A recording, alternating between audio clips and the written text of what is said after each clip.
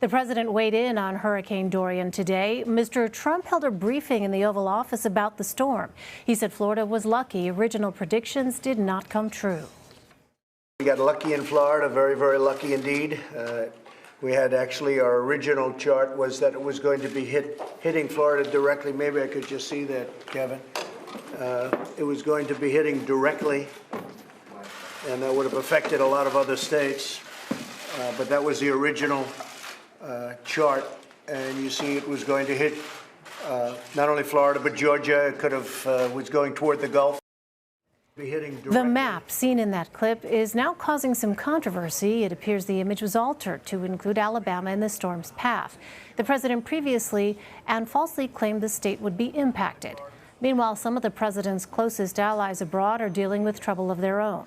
Two prime ministers closely tied to the Trump administration face critical leadership battles in the coming months. UK Prime Minister Boris Johnson is under scrutiny for trying to force a no-deal Brexit. President Trump told reporters today he was confident Johnson would prevail.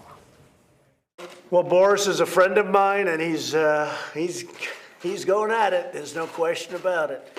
He's in there. I watched him this morning. He's in there fighting, and he knows how to win.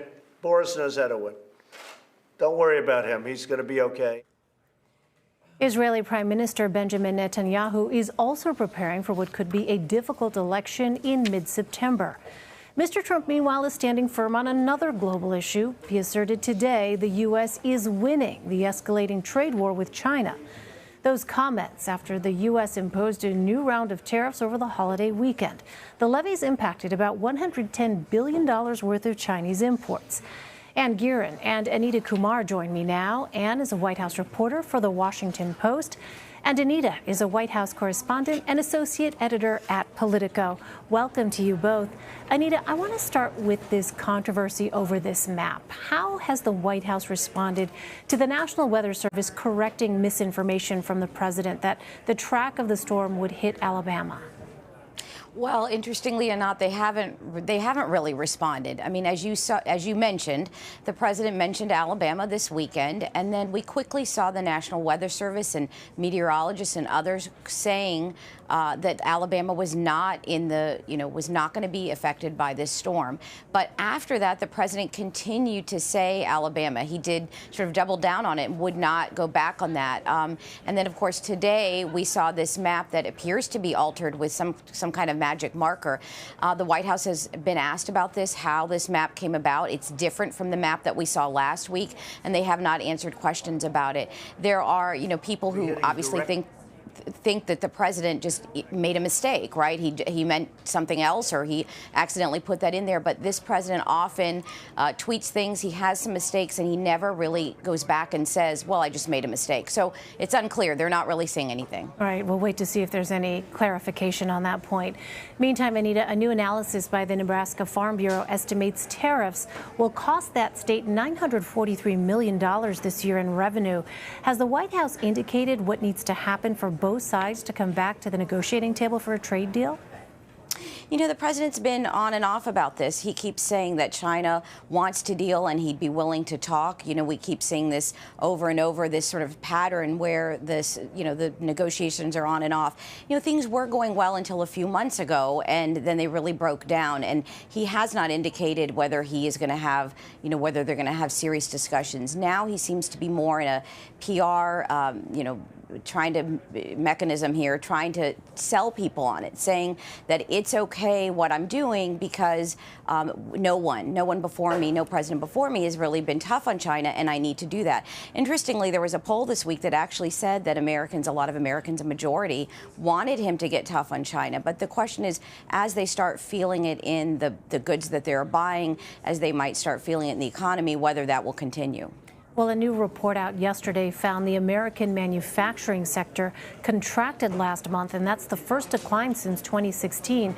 And do we know if there is any real concern inside the White House about the economy slowing down?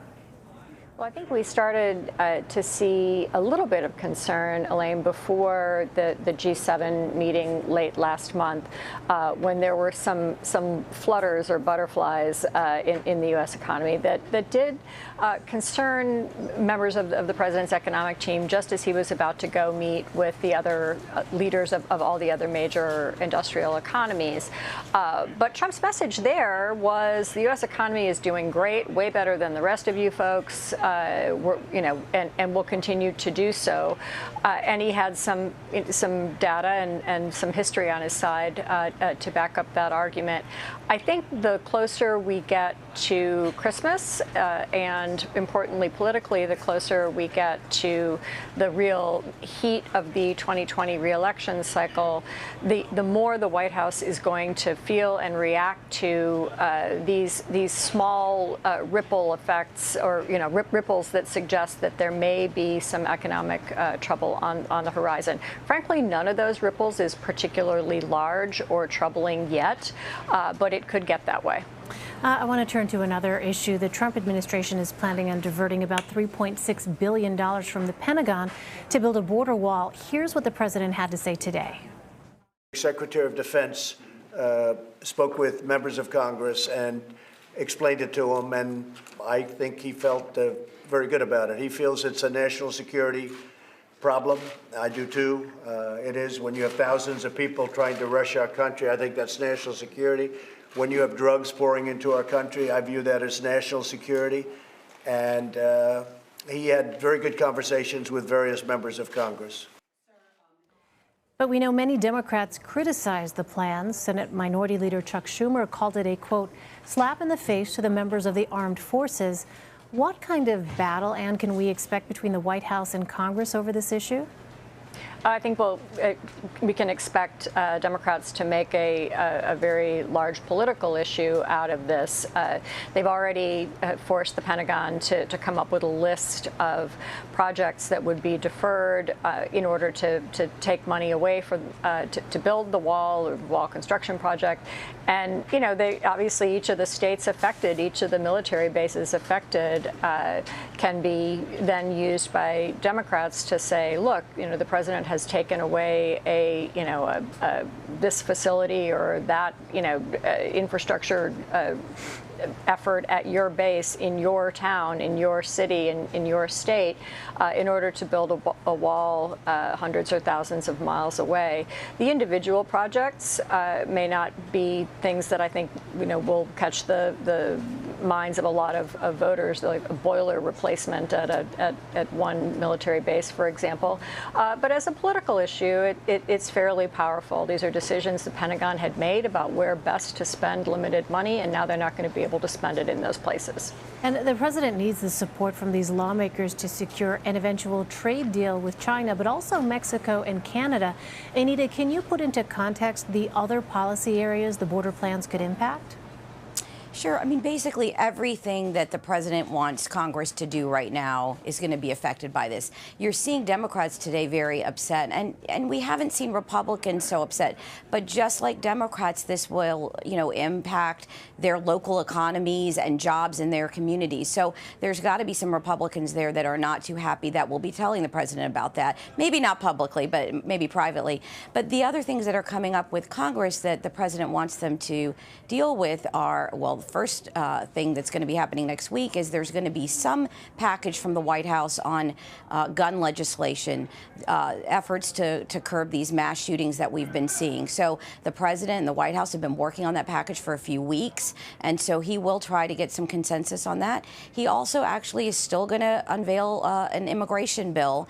A lot of people don't think it's going to go anywhere, but this is a bill that we've talked about before that would sort of change the legal immigration in the United States, and that would be merit-based. But there are a lot of things that he has to deal with members of Congress, and this is very much going to anger a lot of them, and it's going to be hard for Democrats to sit down and want to deal with him on those other things.